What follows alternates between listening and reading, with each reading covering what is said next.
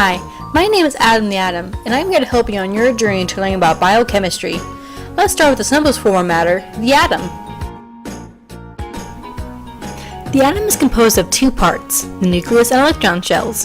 The nucleus is made of protons and neutrons, while the electron shells contain electrons. It's important to note that electrons in the atom or shell are referred to as the valence electrons. It is the number of these protons, neutrons, and electrons in an atom that determine the various characteristics of chemicals, including the placement of elements on the periodic table.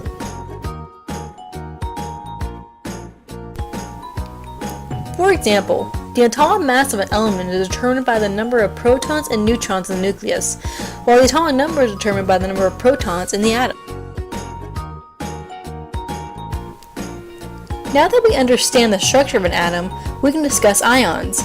However, I'm not very qualified to talk about such a topic, so I'm going to switch over to my friend Ian the Ion. Take it away, Ian. Thanks, Adam. As you've seen before, the characteristics of an element is determined by its number of protons, neutrons, and electrons. The same goes for ions, which are chemical particles with an unequal number of protons and electrons, consequently causing a positive or negative charge. Ions are formed by a process known as ionization, which is where two atoms meet and transfer valence electrons, turning them both into ions. From this process, a cation and anion are formed. The difference between the two is that the anion is one to receive electrons and therefore acquire a negative charge, while the cation loses electrons and has a positive charge.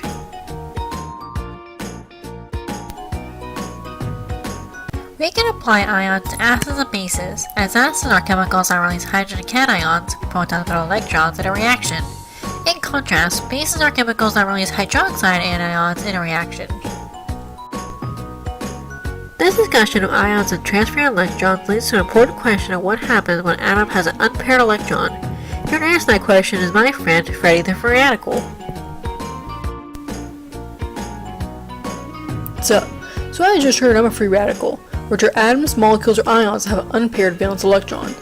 This makes me a little dangerous, being highly reactive and proving destructive to cells. In fact, the cellular damage caused by free radicals are linked to cancer and therein as part of the aging process. Thankfully, there are these chemicals known as antioxidants that stabilize free radicals by having a free electron to donate. Where do these antioxidants come from? Interestingly, the body produces antioxidants, such as enzymes, to fight against cellular damage as well as acquire them from a healthy diet. Vitamin C and E being a few examples. That's why it's important to eat your fruits and vegetables, kids. Another example of antioxidant would be hydrogen water, shown here neutralizing two hydroxyl free radicals into water molecules by donating an electron. Speaking of water, this newfound understanding of the composition of atoms, ions, and free radicals gives us a better understanding of the properties of water. To finish our lesson on biochemistry is water, the water molecule. Before we begin discussing the properties of water, I should mention that what gives water these unique characteristics is its structure. Water is a compound formed by a polar covalent bond between two hydrogen atoms and one oxygen atom, the hydrogen having a slight positive charge and the oxygen having a slight negative charge. It's this structure that makes water so unique, its properties being solvency, cohesion, adhesion, chemical reactivity, and thermal stability.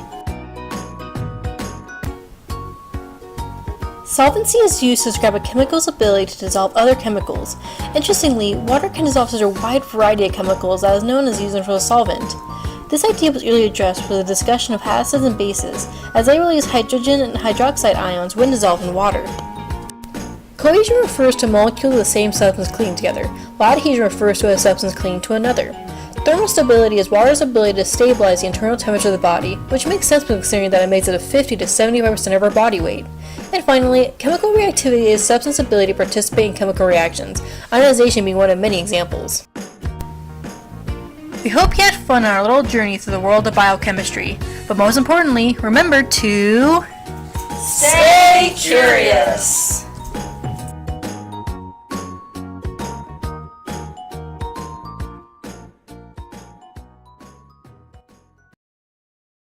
Created using Powtoon.